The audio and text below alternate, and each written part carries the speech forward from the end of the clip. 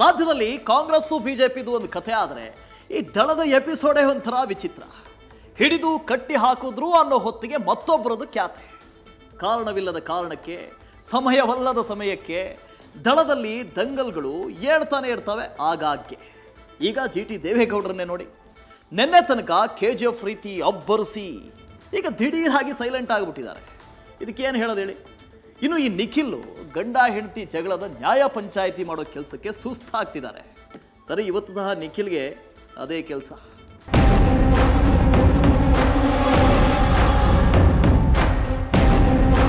ನಾನೇನು ಮಾತಾಡಲ್ಲ ಸರ್. ಅಲ್ಲ, JDS ಏನು ಮಾತಾಡಲ್ಲ ಸರ್. ರಾಜ್ಯದಲ್ಲಿ ಯಾವ ಪಕ್ಷದಲ್ಲಿ ಭಿನ್ನಮತ ಇಲ್ಲ ಅಂತ ಹೇಳ್ಬಿಡಿ, ಮೂರೂ ಪಕ್ಷದಲ್ಲೂ ಅಸಮಾಧಾನದ ಹೊಗೆ ತುಂಬಿ ಹೊಯ್ದಾಡ್ತಾ ಇದೆ. ವಕ್ಫ್ ಹೋರಾಟದಲ್ಲಿ ಬಿಜೆಪಿ ನಾನೊಂದು ತೀರ ನೀನೊಂದು ತೀರ ಅಂತ ಟ್ಯೂನ್ ಬಾರಿಸ್ತಿದ್ರೆ, ಕಾಂಗ್ರೆಸ್ನಲ್ಲೂ ಅದೇ ಹಣೆಬರ.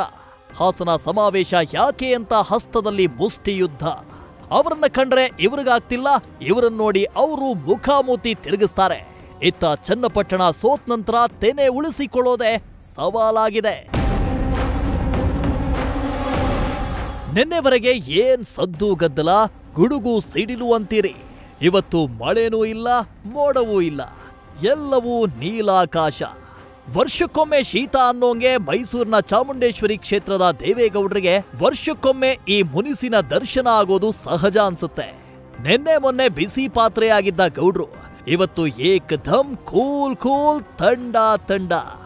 ಯಾಕೆ ಅನ್ನೋದು ಗೊತ್ತಿರೋ ವಿಚಾರವೇ. ಈಗ GT ದೇವೇಗೌಡರನ್ನ ಮಾತನಾಡಿಸಿದ್ರೂ ಮಾತಾಡ್ತಿಲ್ಲ.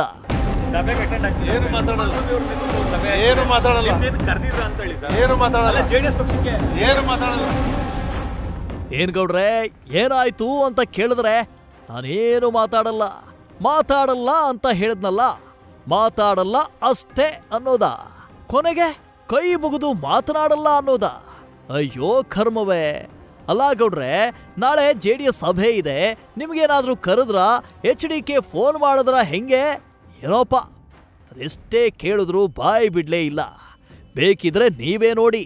ಏನು ಮಾತಾಡಲ್ಲ. ಅಲ್ಲ, ಈಗ ಮೂಡ ಸಭೆ ಯಾವ್ದು ಏನು ಮಾತಾಡಲ್ಲ. JDS ಸಭೆಗೆ ಅಟೆಂಡ್ ಆಗ್ತೀರಾ ನೀವು? ನಾನೇನು ಮಾತಾಡಲ್ಲ ಸರ್. ಅಲ್ಲ, JDS ಏನು ಮಾತಾಡಲ್ಲ ಸರ್.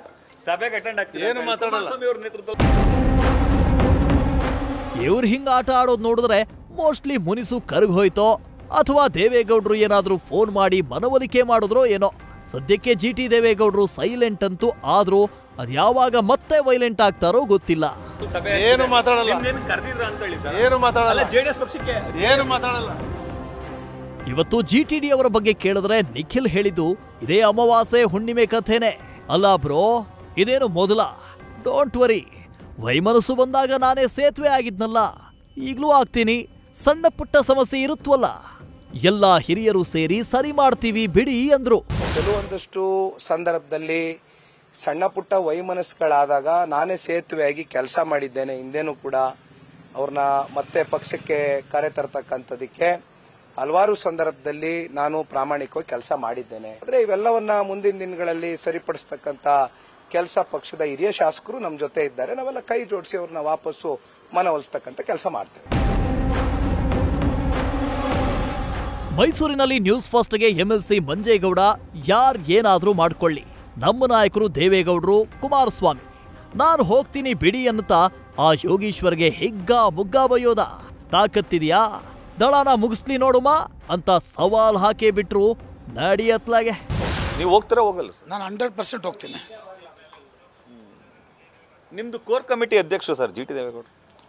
ಅದು ಅವ್ರಿಗೆ ಬಿಟ್ಟಿದ್ದು. ಅವ್ರು ನಮಗಿಂತ ಹಿರಿಯರಿದ್ದಾರೆ, ಅದು ಅವ್ರಿಗೆ ಬಿಟ್ಟಿದ್ದು. ಸುಮ್ಮನೆ ಗೆದ್ದಿದ್ದಾರೆ, ಒಳ್ಳೆ ಕೆಲಸ ಮಾಡಿಕೊಂಡು ಮುಂದಿನ ದಿನದಲ್ಲಿ ಒಳ್ಳೆ ಕೆಲಸ ಮಾಡಕ್ಕೆ ಹೇಳಿ.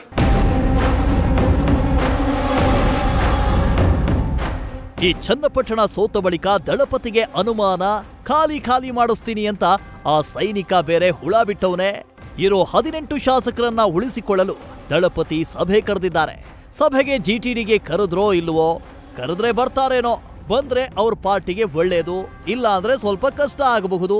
ಅಷ್ಟಕ್ಕೂ ಏನಾಗತ್ತೆ ನೋಡೋಣ. News first bureau. News first ನಿರ್ಭೀತಿಯಿಂದ ನಿಮ್ಮ ಪರವಾಗಿ.